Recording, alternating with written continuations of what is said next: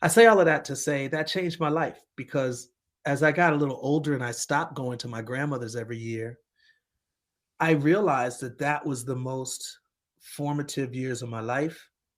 And those were the times that sort of made me who I am.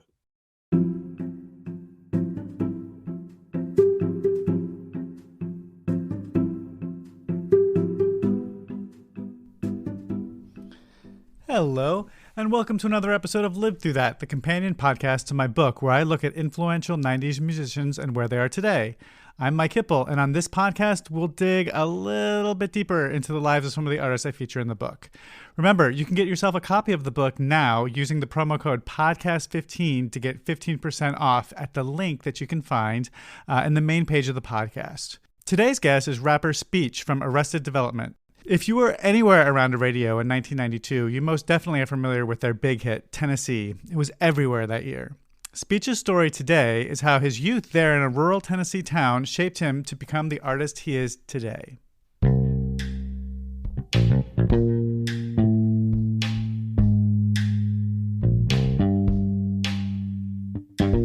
One of the things that really changed my whole trajectory in my life was growing up partially in Tennessee. Um, I grew up in a very small rural town in Tennessee, and it's called Glimp. It's a town that probably had about 1,000 people in it tops. And when I say rural, it was where my grandmother and my auntie and uncle all lived on my father's side. And it was no running water. So we got our water from a well where we had to get a bucket and dip it down into the well and get water from the earth, bring it back up. If we were taking a bath, we would heat it over an iron stove with wood in it, and we would take a hot bath. If it was numerous kids that had to take a bath, then we would take a bath in the same pail with the same water from the person before us. It had no electricity, so we would often use the extension cord from a neighbor's house, which was my aunt and uncle who did have electricity, in order to use some electric items, sometimes like a window fan, for instance. It was no plumbing, so we would have what's called an outhouse. And for those that are too young to know what that is, it's actually quite historical for every culture and everybody. But for me, an outhouse was a big deal. It was a wooden structure out in the backyard that was sitting on top of a big hole in the ground. And you would use the bathroom in that outhouse. And so, if you can imagine it being outside and not being indoors with heat and air and all those luxuries, there was a lot of spider webs in every corner. Many times, snakes would create their homes inside of that outhouse. And anytime you had to use the bathroom, that was where you were going. But what moved me about this rural South experience was that it was totally different from my upbringing in Milwaukee, where I was in a pretty much a suburb, um, the only black family in an all white suburb. We definitely had running water, we had electricity, we had plumbing, and we had all the amenities that most Americans have. So, what I got from it was this sense of self determination, being able to live off the land. My grandmother was a great farmer. She was a great shot. I mean, she had shotguns and pistols, and she was a gardener. She was an extremely great cook. She was resourceful, made her own ice cream. She salted meat instead of using refrigeration, which would have took electricity. She salted meat and hung it in the barn. There was flies all over the meat, but we wiped it off and ate meat straight out of the barn with salt all over it for preservation. As I said, we got water from the well. We, slaughtered chickens for meat. We picked in the fields for greens and snap peas and you name it, different things, green beans. So the experience taught me a lot about nature. It taught me a lot about just what God has already provided for us in this world and how much the earth is already prepared to give us the things that we need in our lives without technology, without distribution from huge grocery stores and mega farmers and all the things that we've become used to in urban areas. It taught me that we really actually already have these things. What I used to see happen all the time is neighbors sharing the abundance of things that they were growing with each other. So if one neighbor was growing pears, they would share pears with another neighbor who was growing greens and they would barter. And so poverty was relative.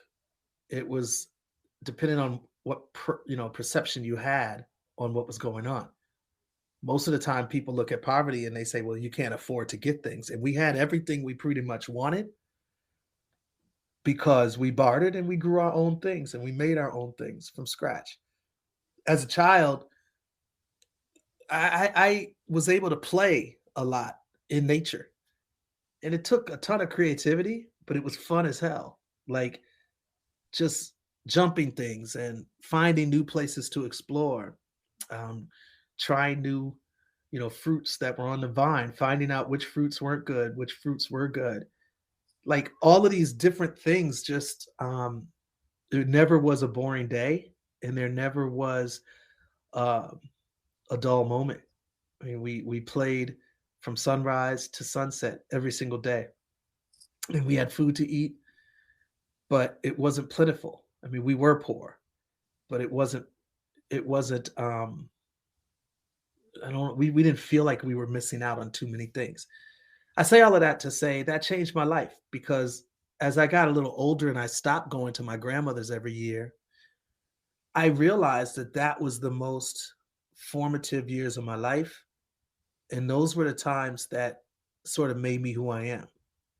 So all my music that I would end up creating would sort of be based on my experiences during my childhood in Tennessee. So our first video, Tennessee, you see us in the rural South. And my band started in Atlanta, Arrested Development. But the first song was Tennessee, and that was based on the last place I saw my grandmother before she passed, and the last place I saw my brother, who actually passed a week after my grandmother, and he was at her funeral. So it was a magical place for me. It was a formative time period in my life, and I think I've taken that with me ever since. In my life, I believe now in self determination. I'm obviously a Black man, for those that don't know.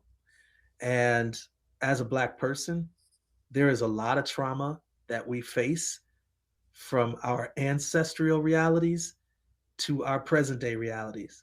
Ancestral realities, just 160 odd years ago, slavery was very much the realities of this country in America, United States. And my relatives, my ancestors were very much in the mix of that. Um, in and of itself, that was 250 years of literal torture and horror.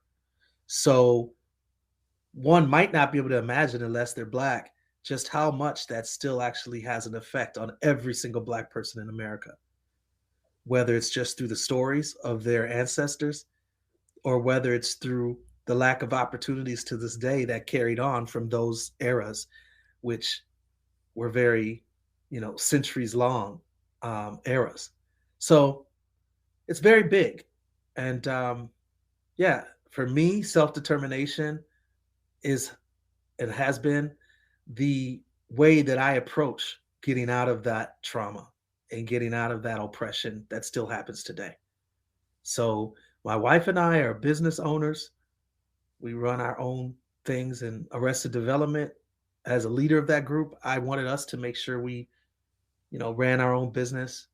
And even when we were dealing with our major label, just making sure that we still sort of had our hand in everything we were doing. So Razadon was one of the original members. He was doing our logos and artwork. Airly Tari, who was one of the originals, she was doing all of our styling, but they were also performing on stage all the time. Me, myself, of course, I was producing, and writing and lead singer and vocalist. So we just really were a self-contained unit, and all of that came from my years in Tennessee. So I think that has been one of the most formative and foundational things of who Speech is.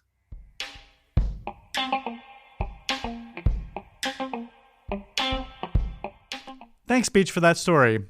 You need to check out his recent work with Arrested Development. 2018's Craft and Optics is a true gem of a record, and they've just recently released a new record, For the FKN Love, that's filled with throwback grooves and guest appearances galore that shows the band is still at the top of their game. Now let's move on to hear what's inspiring Speech these days. Yeah, so the things that really inspire me lately has been Drake, the hip-hop artist. It's ironic for me personally because I believe that I was the first to really do melody in hip hop. So, like my song with Arrested Development, Tennessee, I melodically rap throughout the entire song. And to my knowledge, nobody had done that before Arrested Development with me. And so Drake does that a lot in his music. I think that sort of has endeared me to him in the first place. I didn't like Drake always, but once I started liking him, the thing that drew me to his music was that number one, it was popular, and I tend to like to study popular music.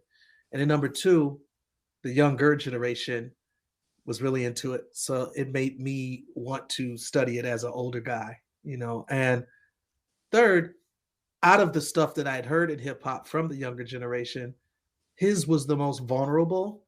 So it was a range of emotions that he would share in his music that I didn't hear in most other people's music. So a lot of hip hop, there's a ton of bravado and there's a ton of braggadocious rhymes, but there's very little vulnerability. There's very little sharing weaknesses and sharing the problems you have in your life.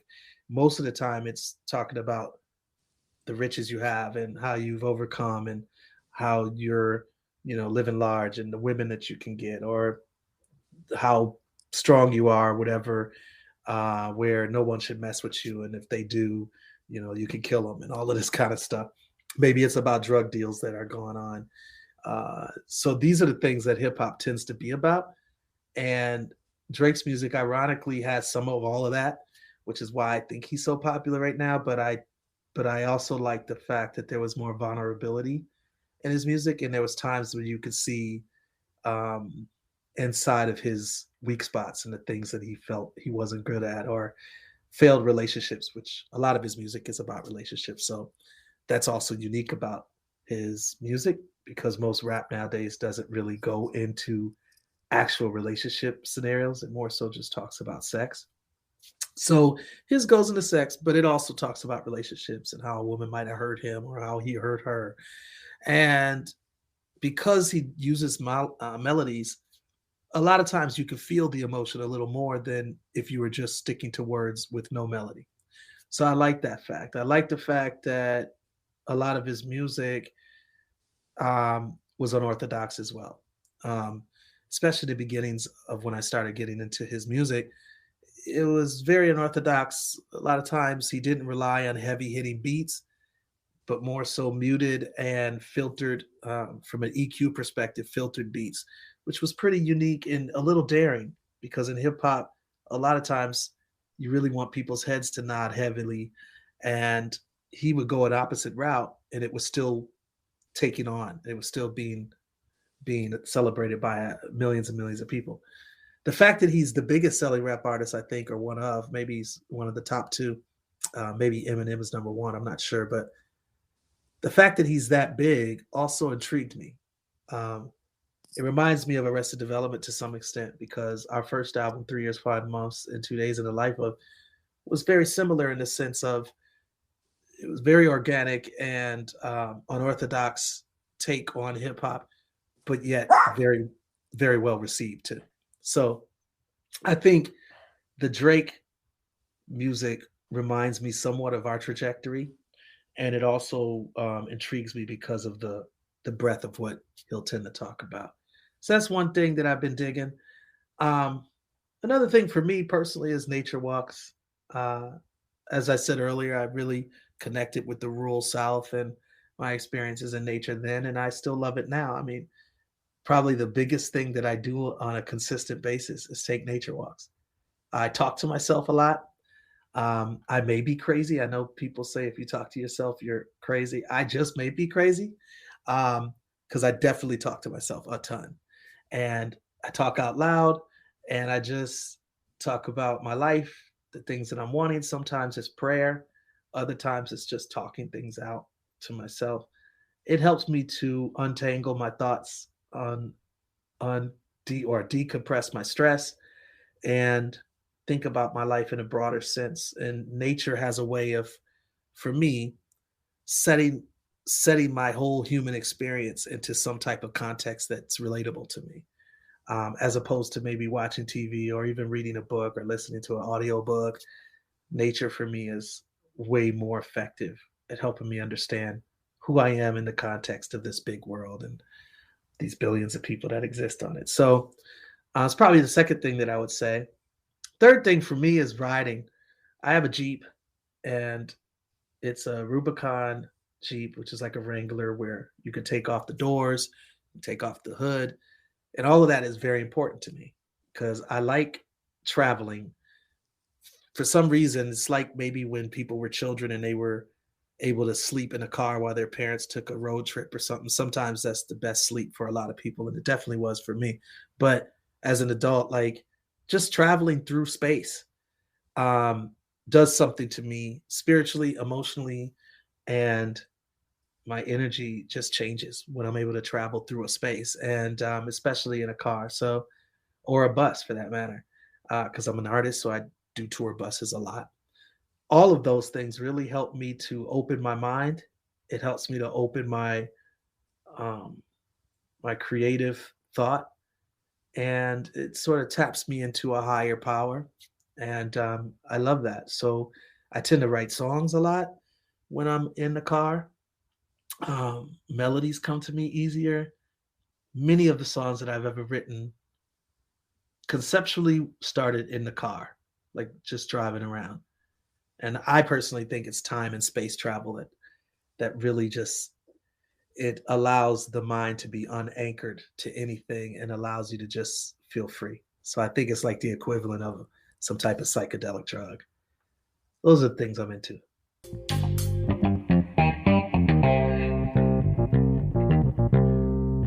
That's it for today's episode. Thank you to Speech for sharing his story and his inspirations with us. Please be sure to also check out my book, Live Through That, available everywhere now for more stories and photos. Remember, you can get 15% off using the promo code podcast15 by ordering at the link on the podcast page. And if you like this show, please subscribe so you'll know when the latest episode comes out. We've got lots more coming. Thanks so much. Bye.